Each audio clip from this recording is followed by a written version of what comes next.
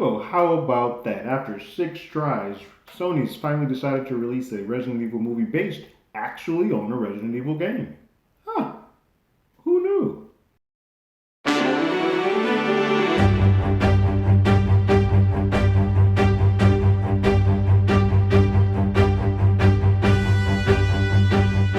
Hello, everyone. Terrence here with Hollywood Already Did It. If you haven't already, go ahead, like, share, subscribe to the channel, ring that bell below. Anytime we have something, you will be among the first to know. You know, I have a love-hate with these Resident Evil Paul W.S. Anderson flicks. I remember when the first one came out, my friends and I, Resident Evil was huge at that time. Went to the theaters to see it, and it was great. We loved it. Cool. Like, Alice, don't really know that character, but Mila's the badass. I can watch this.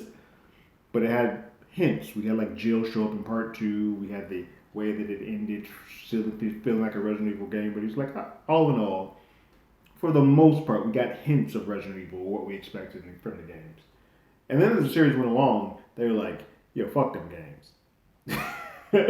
That's how they responded, and so it got further and further away from what we actually know, from some action horror, some suspense horror, and became these massive, huge action epics for Mila.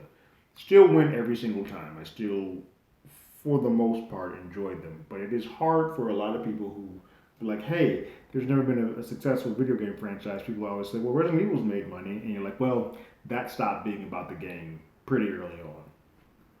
So now we're in this renaissance of Resident Evil. They're throwing Resident Evil properties out the wazoo. We got the animated stuff. We got a live action TV series coming from Netflix, and we have what they're calling a reboot. Although I don't like to use that word because that, like I said before, that film franchise went off the rails from Resident Evil a long time ago. But we're back with this new Resident Evil movie, Welcome to Raccoon City. Trailer first dropped. I'm a little behind. Sorry, busy weekend. I'm moving. Sorry, but finally gonna take a look at it, and we will see what this new trailer is bringing us. All right, let's start this trailer up now. Come on.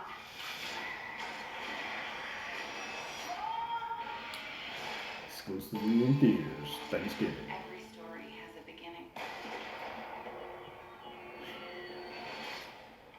Discover the origin of evil. Why are you back here, Claire? Your conspiracies weren't true when we were kids. They're not true now. To the male brother. Umbrella. Watch this. I'm afraid, Claire. I'm afraid of what they're gonna do to this town. See, Umbrella may have an incident. I'm talking Chernobyl, if you know what I mean.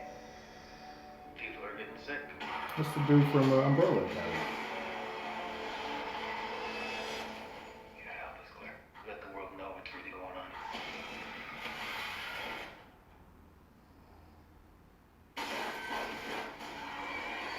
That dog looks a little unfinished, but it's still early. Give you some time.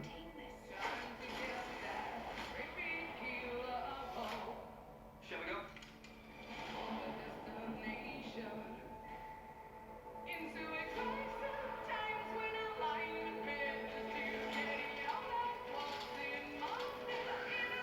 If anybody plays the games, it's a lot of like listening to audio clips or watching video clips. So this feels more in line with what we've been getting from the games.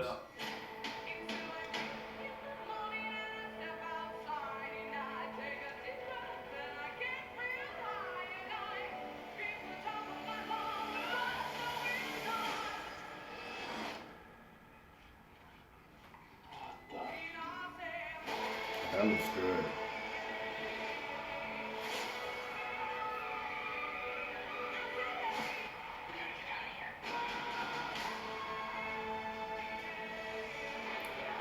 Yeah, I don't.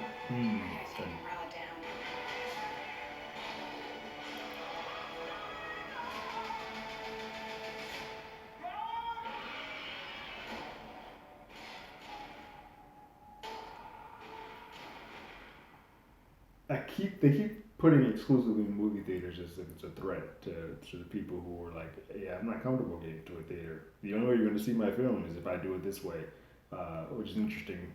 Whole thing with Blumhouse saying, hey, I don't think everybody's going to the theater, so I'm going to let you see Halloween Kills however you can see it. It's a choice. Anyway, about this trailer. Overall, this looks good. It looks much more in line with what I expect a Resident Evil movie to look like. There are some scares. I love there seems to be a blend of both practical effects and CGI, and it looks like when they lean into the practical effects with the actual zombies in The Walking Dead, it looks better. Like the shot of the blood coming out, them coming towards the screen while crawling, looked fantastic. Everything with the dogs looks super bad with the CGI. It doesn't look like it's finished. It looks rough, and CGI at night always looks a little rough anyway. But this doesn't look finished. I don't know what the budget is for this, considering that they're doing 75 Resident Evil projects. I don't know what they're giving towards this one. But all in all, the cast looks fun. It looked like it's a Abercrombie and Fitch model group, but hey, it works. They look a little bit like what I expect folks in that game to transfer over into film form. It's just between once we get out of the zombies and start with the dogs and some of the more cheap virus monsters, it gets a little rough around the edges with the CGI, and it's interesting that some of the stuff that was in the original Resident Evils already looks a little bit better than what we're getting here with this. I, I'm a sucker for practical effects. I don't. I know sometimes it costs more to do so, but I think when you're doing a film like this, the terror and horror comes more in practicalities than the CGI stuff. When I look at it, if it looks like a video game, I'm not going to be nearly as afraid to it. So I just wish that that was the way that they went. Um, I don't know if the Netflix live television show was using practical effects. When in doubt, any moviegoers or filmmakers out there, when in doubt, if you can, always use practical effects because CGI sometimes just comes out really hokey and campy and cheesy, and there's aspects of that are here. But all in all, I still think I like what I'm seeing, and I'll be there to check this one out. I'll be that threat doesn't you don't frighten me. The threat doesn't frighten me to stay only in theaters. I will see this in theaters by myself because the wife is like probably has no desire ever to watch this. But what did you guys think about the first trailer for Resident Evil? Welcome to Raccoon City. Go ahead and leave your thoughts and comments in the comments below.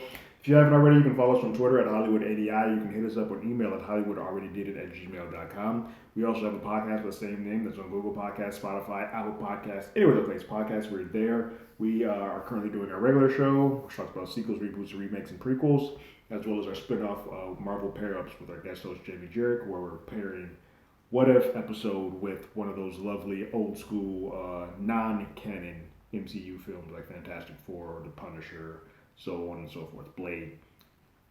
You can find that here as well. But like always, I got my ticket. You got yours.